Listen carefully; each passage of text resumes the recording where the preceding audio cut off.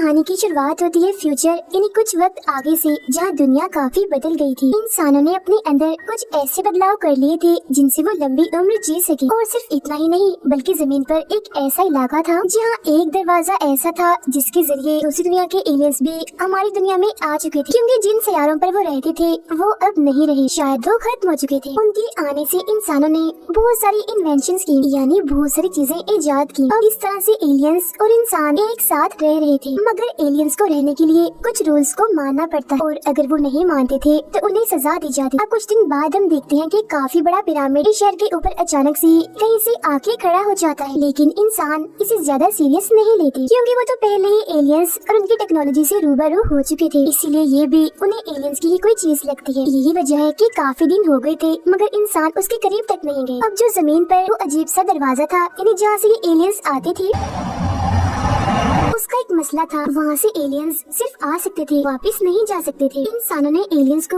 उस रास्ते के जरिए वापस भेजने की काफी कोशिश की, मगर जैसे कोई उसके अंदर जाता वो फौरन ही मर जाता। तो एक वजह ये भी थी कि एलियंस अब हमारी इस दुनिया में रहने लगे। फिर इसके बाद हम एक स्पेसशिप को देखते हैं जिसमें कुछ एलियंस और ऐसे इंसानों को ले जाया जा रहा था जिनके अंदर बहुत सारे बदलाव कर दिए गए थे। इन्हीं में हम एक लड़की को देखते हैं जिसका नाम जिल होता है। उसके जिस्म को भी बदला गया था, तो वो पूरी तरह से इंसान नहीं थी और वो जाना नहीं चाह रही थी, इसीलिए वो वहाँ गार्ड्स पर हमला करके उन्हें मारने लगती है। तब उसे पकड़कर फौरन ही उसके मुंह और सर पर एक लोहे की डिवाइस लगा दी जाती है ताकि वो किसी को नुकसान न पहुंचा दे। इसके बाद ये स्पेसशिप जमीन पर लाई जाती है, मतलब इस शिप में जितने भी लोग थे वो किसी और सैयारे से थे, इस दुनिया के नहीं थे। फौरन ही बाद हम देखते हैं उसी पिरामिड को जो दरअसल मिस्र के देवताओं यानी गॉड्स का था। इसी पिरामिड में हम हॉरस गॉड को देखते हैं जिसे जन्नत का देवता भी कहा जाता है। अब किसी जैसे बाकी देवताओं ने उसे जन्नत से निकाल दिया और उसका अमर होना भी खत्म कर दिया, मतलब जहाँ पहले वो अमर होकर हमेशा जिंदा रहने वाला था अब वो मर सकता था। लेकिन उसके पास ताकतें थी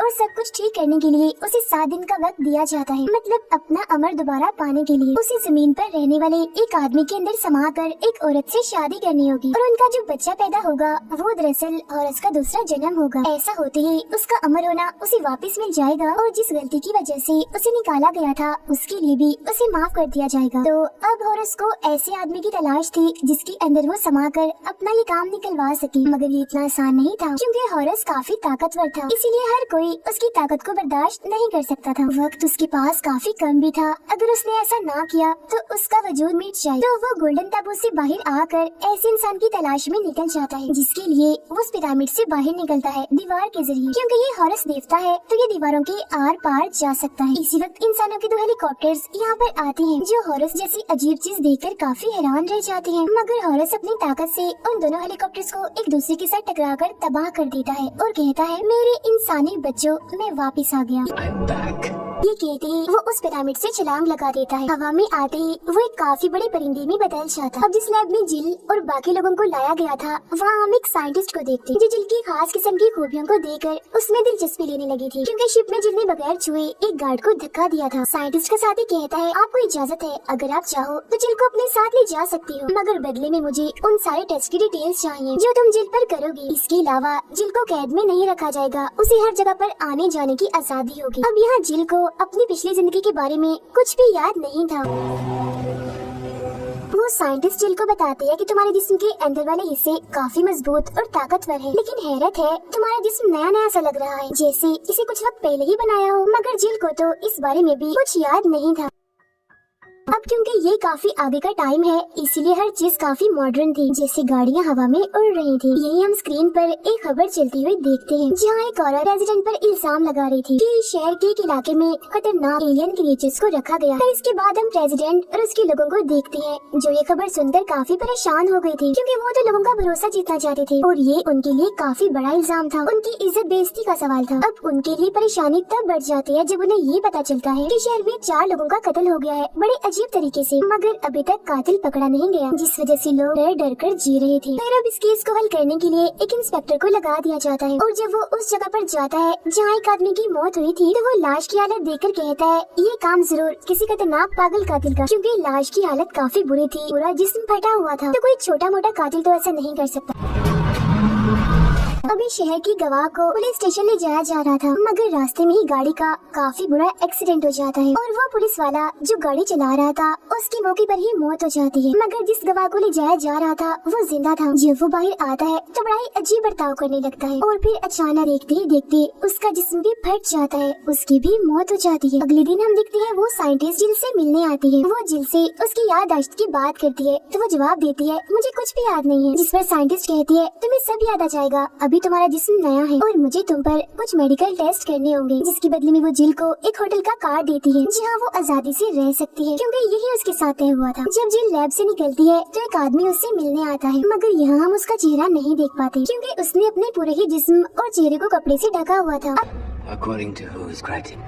Not in the right place. अब ये जिल का ही साथी था और उसका सबसे करीबी भी। वो उसे देखकर काफी खुश हो जाती है और उसे गले मिलती है। वो जिल को बताता है क्योंकि हम इस दुनिया के नहीं, इसीलिए मेरा जिस्म इस दुनिया को नहीं अपना रहा। मैं धीरे धीरे मिट रहा हूँ, लेकिन क्योंकि तुम यहाँ रह सकती हो तो आराम से रहो, मैं कुछ वक्त के बाद चला जाऊंगा। इसके बाद वो जिल को खास किस्म की नीले रंग की गोलियां भी देता है। इसके बाद हम देखते हैं कि शहर के ऊपर एक जेल है जहाँ पर कैदियों को अलग अलग स्लीपिंग चेम्बर्स में रखा जाता है, मतलब उन्हें इनके अंदर गहरी नींद में सुलाया जाता है ताकि उनकी सजा का टाइम गुजर सके। अचानक वहाँ एक हादसा होता है, 3 स्लीपिंग चेम्बर्स अपने आप ही गिर जाते हैं। फिर जब पुलिस छानबीन करने वहाँ आती है तो 2 चेम्बर्स में कैदी मिल जाते हैं, जबकि तीसरा चेम्बर खाली होता है, मतलब उसमें कैदी नहीं था, उसकी सिर्फ कटी हुई टांगे उसमें पड़ी हुई थी। कुछ वक्त के बाद इस पुल पर हॉरस जिंदे के रूप में आता है और छानबीन करने वाले सभी पुलिस ऑफिसर्स को देखता है। अब इंस्पेक्टर छानबीन करके बताता है कि जो मुजरिम सबसे खतरनाक था उसकी लाश नहीं मिली, वो गायब है। ये सुनकर हॉरस पुल के नीचे जाता है जहाँ वो तीसरा कैदी लटका हुआ था। हॉरस उसे अपना चेहरा दिखाता है। दरअसल ये उस चेम्बर के गिरते ही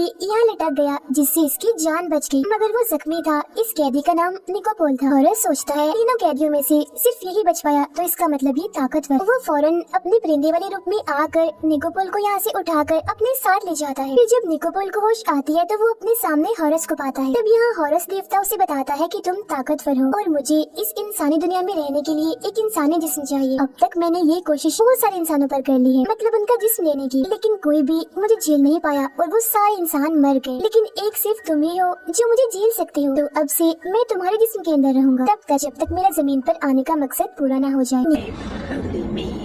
निकोपोल को ये सारी बातें काफी अजीब लगती है। फिर जब वो ये देखता है कि मेरी टांग कटी हुई है तो वो काफी घबरा जाता है। उसे परेशान देखकर हॉरस उसके लिए लोहे की एक टांग बना देता है, लेकिन वो काफी भारी थी इसीलिए निकोपोल उसके साथ नहीं चल पा रहा था। मगर जैसे ही हॉरस उसके जिस्म में आता है तो वो आसानी से इस भारी भरकम पैर के साथ चलने लगता है। तो अब यहाँ मजबूरन निकोपोल को हॉरस की बात माननी ही पड़ती है। तो यहाँ हमें पता चलता है कि वो सारे लोग जिनकी अजीब तरह से मौतें हुई थी, इन्हें जिस्म फटकर वो सब हॉरस की वजह से हुआ था, क्योंकि वो ऐसा जिस्म ढूंढ रहा था जिसकी शक्तियों को झेल सके। जब उसे मिल भी गया निकोपोल का, और अब उसे एक औरत चाहिए थी जिसके साथ वो शादी करके बच्चा पैदा करे जो हॉरस का दूसरा जन्म होगा और वो दोबारा से अमर हो जाए। लेकिन अब क्योंकि निकोपोल की सजा अभी बाकी थी इसीलिए उसे छुपकर रहना पड़ना था। अब इसी दौरान एक हेलीकॉप्टर यहाँ आता है जिसमें बैठे लोग निकोपोल पर गोलियां चलाने लगते हैं, उसे मारने की कोशिश करते हैं, मगर क्योंकि उसके जिस्म में तो खुद हॉरस था इसलिए वो लोग उसे नहीं मार पाते। वो लोग उसका पीछा करते हैं जिनसे बचने के लिए वो भागता है और भागते भागते वो एक काफी ऊंची बिल्डिंग के किनारे पर आ जाता है। अब बचने का और कोई रास्ता नहीं था इसलिए वो यहाँ से छलांग लगा देता है।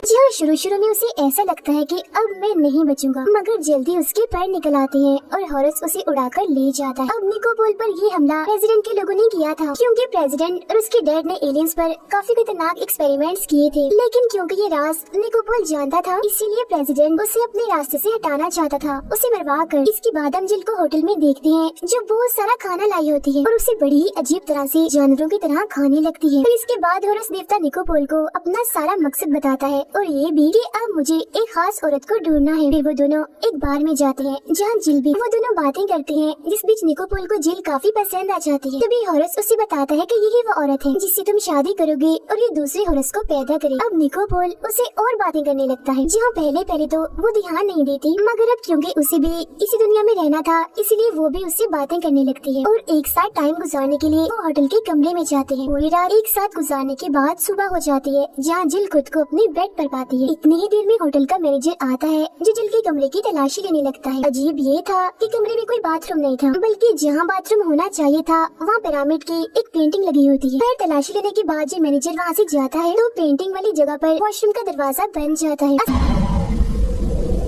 असल में ये हॉरस का ही जादू था ताकि वो लोग पकड़े न जाएं। जिल वॉशरूम में आती है तो वहाँ निकोपोल को देखती है। कल रात जो हुआ उसके लिए वो निकोपोल पर गुस्सा करती है और उसे मारने की धमकी देती है, जिस पर वो उसे समझाता है कि देखो जो हुआ उसमें मेरा कोई दोष नहीं है, मेरा जिस्म किसी और के कंट्रोल में है। इसी के साथ ही वो अपना सांस बंद कर लेता है। उसे देख वो काफी घबरा जाती है और यहाँ से चली जाती है। उसके जाते ही निकोपोल सांस लेता है जहाँ उसकी और हॉरस की बात होती है। निकोपोल उससे नाराज होता है कि तुमने जिल के साथ अच्छा नहीं किया और वो मुझे कसूरवार समझ रही है, मगर हॉरस उसकी बातों पर ध्यान नहीं देता क्योंकि उसके पास टाइम कम था। अब यही हमें पता चलता है कि कल रात जब जिल और निकोपोल बार में थे तो वहाँ एक जासूस उन पर नजर रख रहा था, जिसकी एक आंख नकली थी। उसकी जगह कैमरा लगा हुआ था जिससे वो रिकॉर्डिंग करता था। तो जब वो गाड़ी में बैठा था तो एक एलियन क्रिएचर वहाँ आकर उस पर हमला कर देता है और उसकी वो आंख निकाल देता है। अब ये एलियन क्रिएचर और कोई नहीं बल्कि वही है जो प्रेसिडेंट ने गैर कानूनी तौर पर रखे हुए हैं, जिसके बारे में औरत ने खबरों में कहा भी था। साइंटिस्ट के पास जिल का जो लिक्विड सैंपल था वो उसे एलियन क्रिएचर को पिला देते हैं, जिसकी मदद से वो जिल को ढूंढ सकेगा और आखिरकार उसका काम तमाम कर देगा। उधर निकोपोल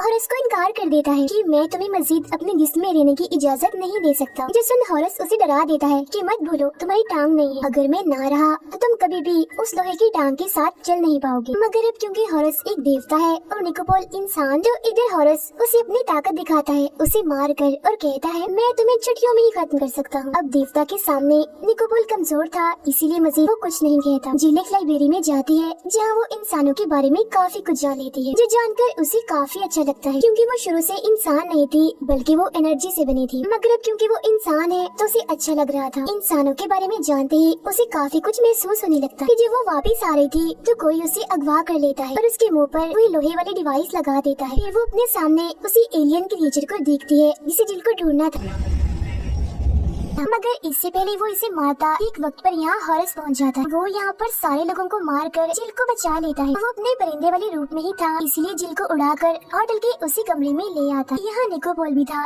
तो अब जिल समझ जाती है कि इसने मेरे साथ जो भी किया वो जानबूझकर नहीं किया बल्कि सच में इसे कोई और ही कंट्रोल कर रहा है, जो जानकर दोनों ही एक दूसरे से काफी अच्छे से बात करते हैं। फिर अगली सुबह जिल जब अपने उसी साथी से मिलती है जिसका चेहरा ढका हुआ था, तो वो उसे कहता है कि अब मेरा वजूद काफी हद तक खत्म हो गया है, तुम आखिरी बार मुझसे लाजमी मिल लेना, जिसके बाद मैं हमेशा के लिए चला जाऊंगा। प्रेसिडेंट एक और एलियन क्रिएचर को जिल को मारने के लिए भेजता है। फिर जब जिल और निकोपोल एक साथ होटल में थे तो वो एलियन क्रिएचर यहाँ आकर हमला कर देता है, मगर तभी यहाँ जिल का साथी अपनी उड़ने वाली गाड़ी लेकर आता है और दोनों को यहाँ से ले जाता है। वो एलियन क्रिएचर इनका पीछा करने लगता है मगर उसका हाथ उखड़ जाता है। फिर जब ये तीनों एक अलग सी जगह पर आते हैं तो जिल का साथी उसे गोली देता है और कहता है कि इसे खाने से तुम्हारी याददाश्त मिट जाएगी, जिसके बाद तुम पूरी तरह से इंसान बन जाओ। अब जैसे ही जिल वो गोली खाती है तो फौरन ही उसका साथी भी खत्म हो जाता है। इतने ही देर में वो एलियन क्रिएचर जो काफी खतरनाक था दोबारा से इन्हें मारने आता है। तो तब निकोपोल हॉरस से मदद मांगता है। अब जैसे हॉरस इधर आता है तो वो एक ही बार में उस एलियन क्रिएचर को खत्म कर देता है, जिसके बाद अब हॉरस यहाँ से जाने लगता है। मगर वो जाते जाते निकोपोल को ऐसी शक्ति देकर जाता है जिससे वो हॉरस के बगैर भी उस लोहे की टांग का वजन झेल सके। इसके बाद वो जिल से कहता है तुम्हारे पास मेरी एक खास अमानत है, उसकी हिफाजत करना, यानी कि उसका दूसरा जन्म जो भी पैदा हो। उधर प्रेसिडेंट अपने साथियों के साथ उस पिरामिड के पास जाता है ताकि वो इसके यहाँ आने का मकसद जान सके, मगर जैसे प्रेसिडेंट उसे हाथ लगाता है तो फौरन ही उसके अंदर जाकर गायब हो जाता है, जिसके फौरन ही बाद हम उसकी लाश को गिरता हुआ देखते हैं। अब जब जिल और निकोपोल सबके सामने आते हैं तो निकोपोल को गिरफ्तार कर लिया जाता है क्योंकि उसकी अभी 1 साल की सजा बाकी थी। दिखाया जाता है कि जिल अब पूरी तरह से इंसान बन गई है। इसके बाद कहानी आती है 1 साल आगे, जहाँ निकोपोल की सजा खत्म हो गई थी। वो जिल से छोड़ चुका, वो जिल से मिलने जाता है जहाँ दोनों एक दूसरे से काफी अच्छे से मिलते हैं। वो जिल के पास ही नीले बालों वाले एक छोटे से बच्चे को देखता है जो और कोई नहीं बल्कि हॉरस का दूसरा जन्म। दोनों बातें करने लगते हैं जहाँ हम देखते हैं कि वो पिरामिड भी अब गायब हो गया। इसके बाद हमें आसमान का सीन दिखाया जाता है जहाँ हॉरस देवता का आखिरी वक्त चल रहा था, जिसके बाद जिल का वो बच्चा हॉरस का रूप लेगा, मतलब कि उसका दूसरा जन्म बनकर। इसी के साथ ये फिल्म यहीं पर खत्म हो जाती।